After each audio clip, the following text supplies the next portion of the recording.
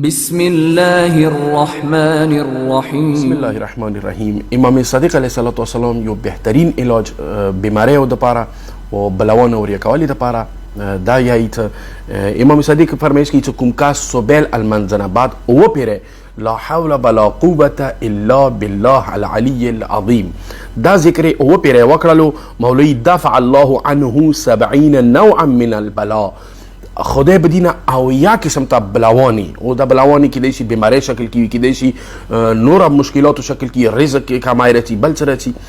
دغه شی او یا بلاوانی به خدای دینه دافع کی